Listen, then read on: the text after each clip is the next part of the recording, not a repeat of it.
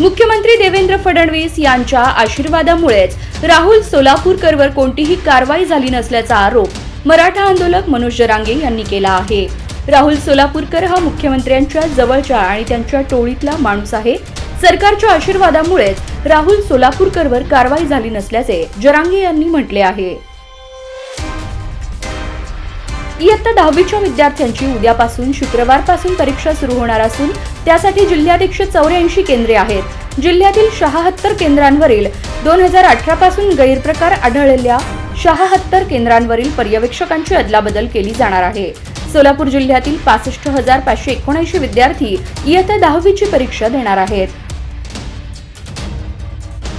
सोलापूर महापालिकेचे नवे आयुक्त सचिन ओंबासे आज पदभार घेणार आहेत। याच पार्श्वभूमीवर ते सोलापुरात आल्यानंतर त्यांनी प्रथम सोलापूरचे ग्रामदैवत श्री शिवयोगी सिद्धरामेश्वर महाराज यांच्या मंदिरात जाऊन ग्रामदेवतेचे दर्शन घेतले।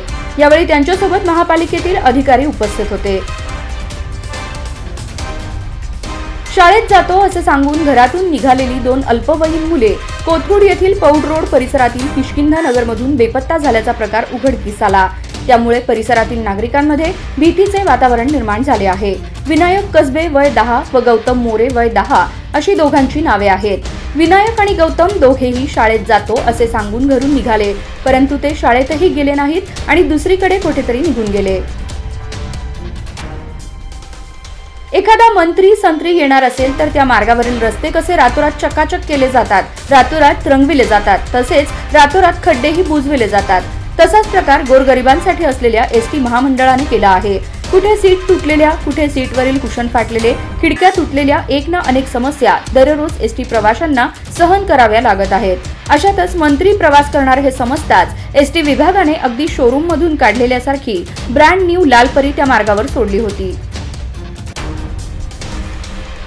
कर्नाटक महामंडळाची KA 23F1005 ही बस म्हैसाळ येथून कर्नाटकात चालली होती। याच वेळी कर्नाटकातील कागवाड येथून म्हैसाळच्या दिशेने ऊस वाहतूक करणारा ट्रॅक्टर MH10 DN 9557 येत होता। बस तब्बल 30 फूट खड्ड्यात उलटली। या अपघातात 24 प्रवासी जखमी झाले आहेत। सुदैवाने यात कोणतीही जीवितहानी झाली नसली तरी वाहनांचे नुकसान झाले आहे। स्मार्ट सिटी योजनेअंतर्गत शहराच्या ठराविक भागात सुमारे 1000 कोटींचा खर्च करण्यात आला, पण अजूनही सोलापूरच्या हद्दवाढ भागातील 52 नगरांमधील नागरिकांना पिण्याची पाईपलाईन देखील टाकण्यात आलेली नाही। 7 वर्षे झाली त्या नागरिकांची तहान भागविण्यासाठी टँकरद्वारे पाणी पुरवठा होत आहे। 4 दिवसात टँकरच्या 60 ते 67 खेपा केल्या जातात। महाराष्ट्र राज्याचे परिवहन मंत्री प्रताप सरनाईक हे आज सोलापूर दौऱ्यावर आले असता शहर उत्तरचे आमदार विजय देशमुख यांनी त्यांची भेट घेतली। यावेळी त्यांनी सोलापूर बस स्थानकावर अक्कलकोट, तुळजापूर, पंढरपूर व गाणगापूर या ठिकाणी जाण्यासाठी मोठ्या प्रमाणात प्रवाशांची वर्दळ होत असते। हे बस स्थानक खूप जुने असल्याने प्रवाशांची गैरसोय होते। त्यामुळे सोलापूर शहरातील मध्यवर्ती बस स्थानक बांधण्याकरिता बैठक आयोजित करण्यासाठी सरनाईक यांना निवेदन दिले। कौटुंबिक वादात सासू व सासऱ्यांना पाठिंबा देत असल्याच्या संशयावरून भाऊजीला मारहाण केल्याप्रकरणी 3 मेहुण्यांसह 7 जणांविरुद्ध सदर बाजार पोलिसात गुन्हा दाखल झाला आहे। अब्दुल रशीद नदाफ, सोहेल रशीद नदाफ, फिरोज रशीद नदाफ, तौसीफ रशीद नदाफ राहणार मदनीनगर सैफुल सोलापूर, इम्तियाज नौशाद नदाफ, अदुनान शेख राहणार फॉरेस्ट सोलापूर, शाहीर दस्तगीर नदाफ राहणार सहारानगर भाग 1 सोलापूर अशी गुन्हा दाखल करण्यात आलेल्यांची नावे आहेत।